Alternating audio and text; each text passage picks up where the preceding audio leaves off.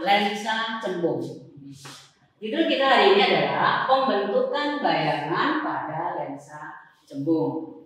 Nah, gambar lensa bisa dibentuk seperti ini. Kalau bentuk lensa yang sebenarnya itu seperti ini. Ini bentuk lensa yang sebenarnya. Ini kebenaran yang saya pegang adalah lensa cembung. Ya. Nah, dalam gambar lensa boleh seperti ini, lensa cembung boleh seperti ini dan boleh seperti ini. Jadi sekarang kita akan menggambar, kita pakai yang ini saja. Ya. Nah, sebelum kita menggambar pembentukan bayangan, kita akan melihat bagian-bagian lensa cembung. Ini perhatikan di sini. Ini lensanya, ini fokusnya, ini dua fokus atau biasa disebut dengan ruang 1, ruang 2. Ini juga di sini di lain pihak, gitu ya. Jadi untuk membentuk bayangan itu kita perlu sinar-sinar istimewa. Nah, masih ingat ada berapa sinar istimewa? Sinar istimewa pada lensa cembung ada 3. Yang pertama, sinar atau cahaya yang datang sejajar sumbu utama akan dibiaskan melalui fokus. Yang kedua, sinar yang melalui fokus akan dibiaskan sejajar sumbu utama. Dan yang ketiga, sinar yang melalui pusat lensa akan dibiaskan lurus atau tidak dibelokkan. Nah, sekarang kita coba yuk di sini ya. Bagaimana jika benda kita taruh di ruang 1? Benda berada di ruang 3. Nih, ruang 1, 2, 3. Ini bendanya. Perhatikan di sini. Ini bendanya, ini lensanya, ya, ini bayangannya. Kita menggunakan berapa sinar? Coba lihat di sini. Kita menggunakan 2 sinar istimewa. Yang mana? Sinar sejajar sumbu utama dibiaskan melalui fokus. Yang kedua, sinar yang melalui pusat optik diteruskan lurus. Sehingga perpotongannya inilah yang disebut dengan titik atau tempat bayangan atau bayangan yang terjadi. Nih, ya. Bagaimana sifatnya, anak-anak? Bagaimana sifatnya? Ini nyata lebih kecil dan terbalik. Nyata lebih kecil dan terbalik. Itu apabila bendanya berada di ruang 3. Nah, sekarang bagaimana jika benda ada di titik fokus?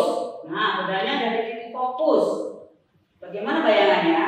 Ternyata dengan sinar istimewa yang kita pakai tadi, kalau bendanya berada di fokus, di sini tidak terjadi bayangan. Perhatikan di sini, sinar sejajar sumbu utama dibiaskan melalui fokus, sinar yang melalui titik pusat lensa diteruskan lurus, tidak terjadi pertemuan, ya, tidak terjadi titik potong seperti ini. Sehingga kalau benda berada di titik fokus, untuk lebih jelasnya pembentukan bayangan ini akan kita lihat secara langsung dengan menggunakan lensa cembung. Yuk kita. Baik anak-anak, alat yang akan kita gunakan hari ini adalah lensa cembung. Lensa cembung itu macam-macam ya. Ada yang fokusnya lebih besar, ada yang fokusnya kecil. Di sini ada fokusnya 5 ya, ada yang 10 gitu ya. Nah, di sini juga ada seperti ini. Nah, untuk saat ini kita akan menggunakan yang ini, yang 10. Terus ini namanya rel optik. Bendanya kita gunakan lilin. Lilin yaitu cahaya yang kita gunakan adalah cahayanya. Baik anak-anak, sekarang kita akan melihat terjadinya bayangan pada lensa cembung. Ini, perhatikan nih. Kita geser-geser untuk mendapatkan bayangan nyata. Perhatikan ini bayangannya. Lilinnya ya, nyata terbalik, nyata terbalik. Terus gimana kalau kita sekarang kalau kedudukannya dipindah misalnya, kita geser di ruang 3, bendanya ada di ruang 3, maka bayangannya akan menjadi lebih kecil, tetap terbalik, nyata, bisa ditangkap dengan layar. Ya. Bagaimana kalau misalnya di ruang 1? Nah, ternyata bayangannya tidak ada di sini. Ini digeser-geser nggak ada. Digeser-geser nggak ada bayangannya. Di mana bayangannya? Nah, bayangannya ada di sana. Tuh, kelihatan besar sekali. Nah, ini apabila benda berada di ruang satu. Ternyata bayangannya tadi tidak bisa ditangkap dengan layar. Ternyata bayangannya ada di sana. Inilah yang disebut dengan bayangan yang bersifat maya. Bagaimana kelihatannya? Lebih besar apa lebih kecil? Baiklah, yang kita lakukan tadi, kalau kita gambar, artinya seperti ini. Pembentukan bayangan pada lensa cembung. Nah, sebelum gambar tadi, kita sudah sebutin tentang sinar-sinar istimewa pada lensa cembung. Ini satu, sinar datang sejajar sumbu utama lensa akan dibiaskan melalui atau menuju titik fokus yang ini, ya. Ini B-nya, sinar datang melalui titik fokus di sini akan dibiaskan sejajar sumbu utama yang ini. Dan yang ketiga, sinar datang melalui pusat optik lensa akan diteruskan atau diteruskan lurus, tidak dibelokkan seperti ini. Ya. Baik, berikutnya.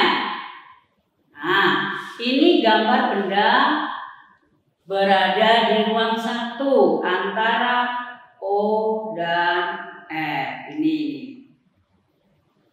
Ini benda berada di ruang satu antara titik atau pusat optik ke fokus di sini. Ya. Jadi ini bendanya, Dan yang di belakangnya ini adalah ini bayangannya. Coba perhatikan baik-baik. Nah, yang kita lihat tadi, ternyata bayangannya ini lebih besar. Ya. Bayangannya lebih besar. Dan sifatnya adalah maya. Mengapa maya? Tadi waktu kita praktek tidak bisa ditangkap dengan layar. Ya. Jadi ini ada di belakang benda di sini. Ini bendanya, ini bayangannya berada di ruang 2 sepihak ini ya. Berikutnya. Nah, benda berada di ruang 2. Nah, kalau benda berada di ruang 2 antara F dan 2F. Perhatikan di sini, bendanya ada di sini. Ini bendanya dan bayangannya ada di sini. Ini bayangannya. Nah, berapa sinar istimewa yang kita gunakan untuk melukis ini? Ada 2 ya. Yang pertama, ini sinar sejajar sumbu utama dibiaskan melalui fokus. Yang kedua, sinar yang melalui fokus dibiaskan sejajar sumbu utama. Ini titik temunya di sini. Kita tarik garis, maka inilah bayangannya. Bagaimana sifatnya? Sifatnya adalah nyata, ya, nyata. Terbalik dan diperbesar. Nyata, lebih besar, terbalik. Berikutnya. Nah, apa bedanya maya dan nyata? Ada bayangan maya, ada bayangan nyata. Nah, perhatikan di sini, bayangan maya itu dibentuk oleh perpotongan atau dari perpotongan perpanjangan sinar-sinar cahaya. Perhatikan di sini. Ini. Nah, ini perpanjangannya ini perpanjangannya ini. Ya. Ini sehingga terjadilah bayangan ada di sini. Sifatnya maya, lebih besar. Nah, ini biasa kita sebut dengan loop ya, atau kaca pembesar. Ini bayangannya di sini. Berikutnya kita lihatnya dari sini. Bayangannya bukan terjadi di sini, tapi ada di sini. Berikutnya.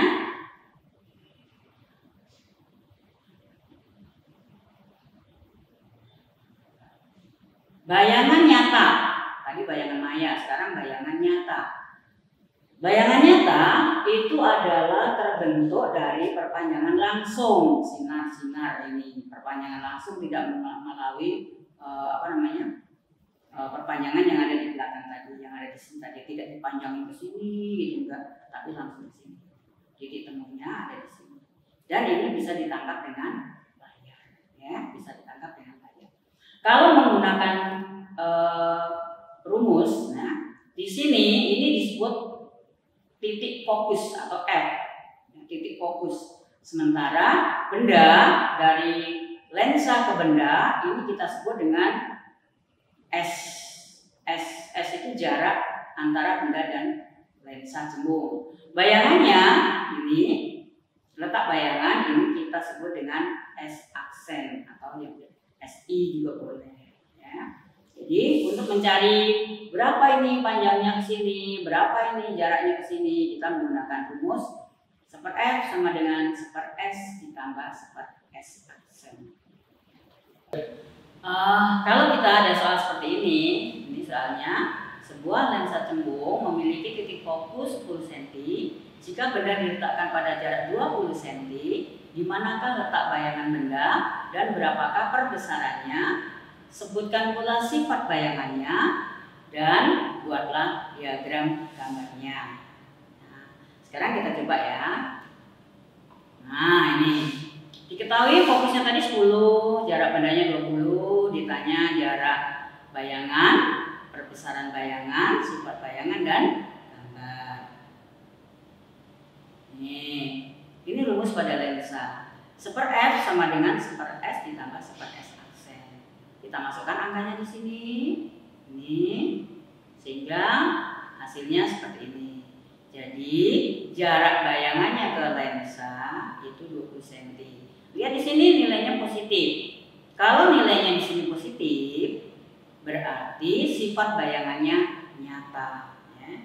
Kalau negatif, berarti sifat bayangannya maya. Baik, ini S aksennya atau jarak bayangannya. Sekarang kita akan mencari perbesarannya. Ini.